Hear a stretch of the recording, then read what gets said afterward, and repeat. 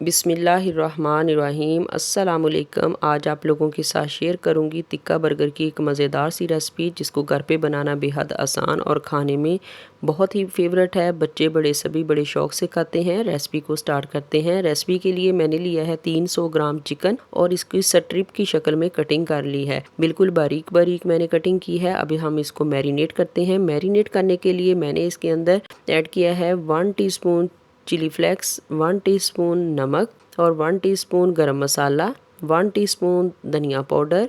और अगर आप ये मसाले ऐड नहीं करना चाहते तो आप इसके अंदर तिक्का मसाला भी ऐड कर सकते हैं।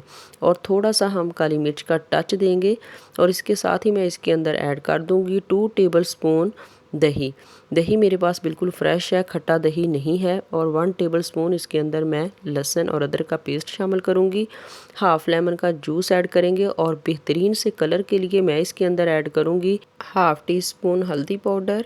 और इन तमाम चीज़ों को अच्छी तरह से मिक्स कर लेंगे।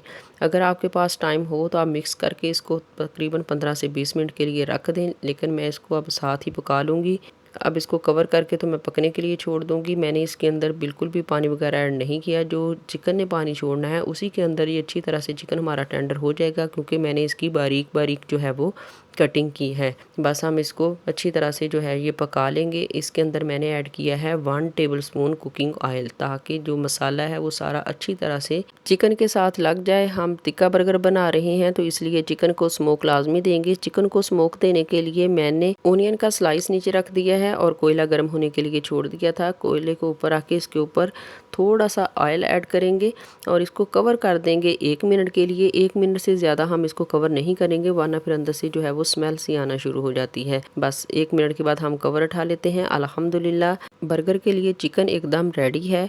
अब हम इसकी सॉस तैयार कर लेते हैं। सॉस तैयार करने के लिए मैंने हाफ कटोरी मायोनीज़ ली है और 3 से 4 टेबलस्पून इसके अंदर मैंने केचप ऐड की है और थोड़ी से इसके अंदर ऐड करेंगे चिली फ्लेक्स।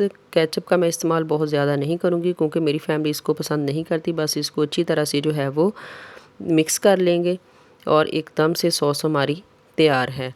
अब यहाँ पे एक पैन के अंदर मैं ऐड करूँगी 1 टेबलस्पून कुकिंग ऑयल। फ्लेम को ऑन कर लेंगे, लेकिन फ्लेम हमारा बिल्कुल मीडियम टू लो रहेगा। मीडियम टू लो फ्लेम पे हम इसको सेंक लेंगे ताकि इनका कच्चापन जो है वो अच्छी तरह से ख़त्म हो जाए। बस हल्का हल्का सा प्रेस करते जाएंगे और इसको सेक लेंगे।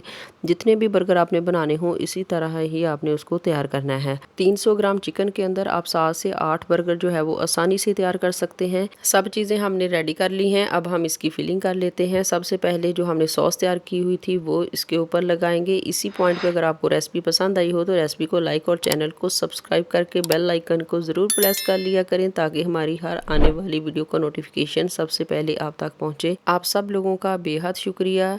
खुश रहें, आबाद रहें, हैप्पी और हेल्दी रहें। इसे मज़ीद स्पाइसी करने के लिए मैं यहाँ पे सब्ज़ चटनी का भी इस्तेमाल करूँगी और सब्ज़ चटनी लगाने के बाद इसके ऊपर जो हमने चिकन रेडी किया हुआ था वो इसके ऊपर अच्छी तरह से सेट कर लेंगे।